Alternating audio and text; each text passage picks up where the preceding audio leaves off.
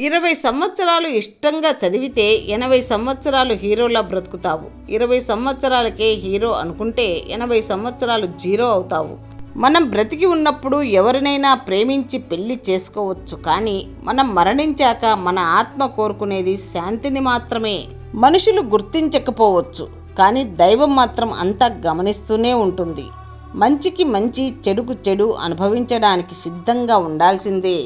విద్యాధనం అన్నింటికీ మించిన గొప్ప ఆస్తి. అది ఉంటే సంఘంలో గౌరవం లభిస్తుంది. విద్యాగంధం కలిగి ఉంటే అందం లేదని, వయసు మల్లుతోందని మదన పడాల్సిన పని ఉండదు. ఎందుకంటే అది అన్నింటినీ కప్పిపెడుతుంది. జీవితాన్ని ఒక ఆటలా భావిస్తే ఓటమి పాలు కావచ్చు. జీవితాన్ని ఒక వరంలా భావిస్తే విజయం సాధించవచ్చు. గురి వల్ల గొప్ప విలుకాడు అవుతాడే కానీ పొదలో ఉన్న బాణాల వల్ల కాదు. మన బలహీనత ఏమిటో మన బలాన్ని కోల్పోయినప్పుడే తెలుస్తుంది.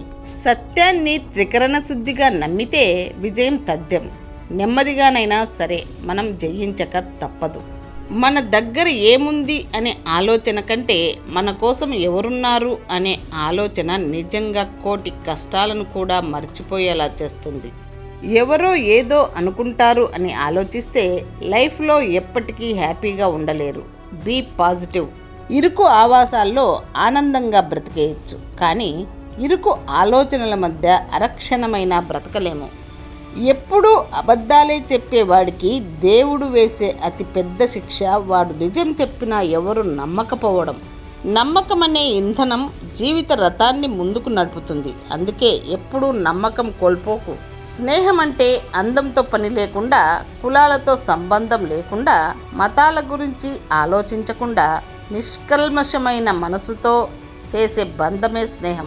ఎవరి విలువ ఏంటో టైం వచ్చినప్పుడే తెలుస్తుంది. మన ముందు నిలబడి మనతో పోరాడే శత్రువు కంటే మన వెనకల ఉండి దెబ్బ కొట్టే మిత్రుడు చాలా ప్రమాదం. కొంతమంది చెప్పే మాటలకు, చేసే పనులకు అస్సలు పొంతన ఉండదు. ఎందుకంటే చెప్పేవన్నీ నీతులు, తీసేవన్నీ వెనుక గోతులు. ఇదే నేటి లోకం తీరు. సరైన సమయం కోసం చూసే కంటే ఉన్న సమయాన్ని సరిగ్గా వాడుకోవడం మేలు. ధనాన్ని చూసి దరిచేరే బంధువులు, అందాన్ని చూసి కలిగే ప్రేమ, అవసరం కోసం కలుపుకునే స్నేహం ఎప్పటికీ శాశ్వతం కావు. ఇష్టానికి ప్రేమకు తేడా ఉంది. నాకు కావాలి అనుకోవడం ఇష్టం, నాకు మాత్రమే కావాలి అనుకోవడం ప్రేమ. మీరంటే ఇష్టపడేవారు మీరు ఎలా ఉన్నా సర్దుకుపోతారు. మీరంటే ఇష్టం లేని వాళ్ళు మీరెంత సర్దుకుపోయినా దూరం అయిపోతారు. అన్ని విషయాల గురించి తెలుసుకునేలా చేసేది ధ్యానం. ఎంతవరకు గుర్తుంచుకోవాలో, ఎంతవరకు వదిలేయాలో తెలిపేది వివేకం. కానీ వివేకం లేని జ్ఞానం వ్యర్థం.